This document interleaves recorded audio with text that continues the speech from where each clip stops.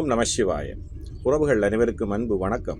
எல்லோரும் நலமாக இருக்கிறீர்கள் நினைக்கின்றேன். எல்லோரும் நலமாக இருக்க வேண்டும் என்று எல்லாம் வல்ல இறைவனை பிரார்த்தித்தவனாக வளமை போன்ற ஒரு குரலை காணொலி வடிவிலே பதிவிட்டு வருகின்றேன். அந்த வகையில் இன்று நாங்கள் காண்க இருக்கின்ற குரல் 1330 குரலிலே 349வது குரலாக அமைய இருக்கின்றது. நல்ல ஒரு குரலாகவும் நல்ல ஒரு உரைகளாகவும் அமைய இருக்கின்றது. துறவு என்பது நாங்கள் எவ்வாறு மேற்கொள்ள வேண்டும், இவைகளை நாங்கள் துறந்து விட வேண்டும் என்பதை இந்த குரல் தெளிவாக சொல்ல இருக்கின்றது. குரலை காண்போமாக இருந்தால், பற்றற்ற கண்ணே புறப்பருக்கும் மற்ற நிலையாமை காணப்படும். பற்றற்ற கண்ணே புறப்பருக்கும் மற்ற நிலையாமை காணப்படும் என்பதாக அமைந்திருக்கின்றது. இதற்கான முதலாவது உரையை நாங்கள் பார்ப்போமாக இருந்தால், இருவகை பற்றும் அற்ற பொழுதே அந்நிலை பிறவி துன்பத்தை ஒழிக்கும். இல்லையானால் பிறவி துன்பம் மாறி மாறி வந்து நிலையாமை காணப்படும். அதாவது அந்த பற்றுக்கள் என்று சொல்ல 2 பற்றுக்களை நாங்கள் முதலாவது குரலிலே பார்த்திருந்தோம், முன்னைய குரல்களிலே பார்த்திருந்தோம். நான் என்ற பற்றும் நிலையில்லாத பொருட்கள் மீது நாங்கள் கொண்ட பற்றுக்களை நாங்கள் முற்றுமுழுதாக விட்ட பிறகுதான், துறந்து விட்ட பிறகுதான் நாங்கள் துறவரத்துக்கு சரியான ஒரு வாழ்க்கையிலே நாங்கள் எந்த விதமான துன்பகையர் வாழ்க்கையிலும் இல்லாமல் நாங்கள் நிரந்தரமாக துறவரத்தில் ஈடுபட முடியும். இல்லையில் நாங்கள் ஏதாவது ஒரு பற்றிலே நாங்கள் பற்றுக்கொண்டவர்களாக இருந்த அந்த இருவகை பற்றிலே ஏதாவது ஒன்றை நாங்கள் விடாமல் அதன் மீது பற்றுக்கொண்டவர்களாக இருப்போமாக இருந்தால், நாங்கள் அந்த பிறவி துன்பமாகிய அந்த துன்பம் எங்களுக்கு மாறி மாறி நிலையாமை வந்து காணப்படும் என்பதாக முதலாவது உரை அமைந்திருக்கின்றது.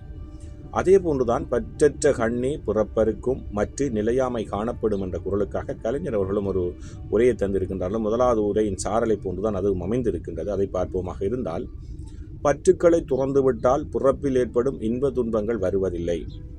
இல்லையேல் அந்த இன்ப துன்பங்கள் மாறி மாறி வந்து வரக்கூடிய நிலைமை தோன்றும் என்பதாக அமைந்திருக்கிறது. பற்றுக்களை துறந்துவிட்டால் பிறப்பில் ஏற்படும் இன்ப துன்பங்கள் வருவதில்லை. இல்லையேல் அந்த இன்ப துன்பங்கள் மாறி மாறி வரக்கூடிய நிலைமை ஏற்படும்.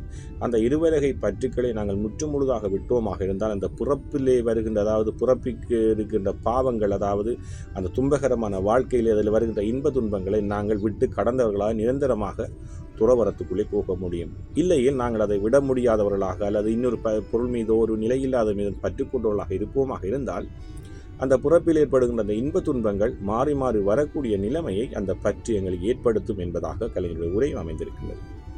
அதே போன்றுதான் சாலமன் பாப்பை அவர்களும் பற்றற்ற கண்ணே புறப்பருக்கும் மற்ற நிலையாமை காணப்படும் என்ற குரலுக்கான ஒரு உரையை தந்திருக்கிறார்கள். சற்று உரையினுடைய வித்தியாசமாக இருந்தாலும் சாரல் ஒன்றாகத்தான் அமைந்திருக்கின்றது. அதை பார்ப்போமாக இருந்தால், ஆசைகளை முழுவதுமாக விடுபட்ட போதுதான் பிறப்பு எனும் கட்டு அறுபடும். ஆசைகளை முழுவதுமாக விட்ட போதுதான் பிறப்பு எனும் கட்டு அறுபடும். விடவில்லை என்றால் பிறப்பு மறுபடியும் தொடரும். நாங்கள் பேராசைகளை நான் என்ற அகந்தை கொண்ட பற்றுக்களை ஆசைகளை முற்றுமுழுதாக நாங்கள் விடுவோமாக இருந்தால்தான் துறவு என்ற அந்த வாழ்க்கைக்குள்ளே நாங்கள் நிம்மதியாக நிரந்தரமாக ஒரு உயர்ந்த நிலையை அடைய முடியும். இல்லை என்றால் நாங்கள் அதில் ஏதாவது ஒன்றையோ ஒரு பற்றுக்களை நாங்கள் துறந்து விடாதவர்களாக விட்டு விடாதவர்களாக இருப்போமாக இருந்தால், மீண்டும் நாங்கள் அந்த பிறப்பு என்ற மாய வலைக்குள், அந்த துன்பகரமான வாழ்க்கைக்குள் நாங்கள் போய்விடுவோம் என்பதாகவும், அந்த துன்பத்திலிருந்து நாங்கள் மீள முடியாதவர்களாக, துறவு என்ற வாழ்க்கைக்குள் நிம்மதியாகவும் வாழ முடியாதவர்களாக நாங்கள் போய்விடுவோம் என்பதைத்தான் சாலமன் பாப்பனுடைய உரையும் அழகாக சொல்லியிருக்கின்றது.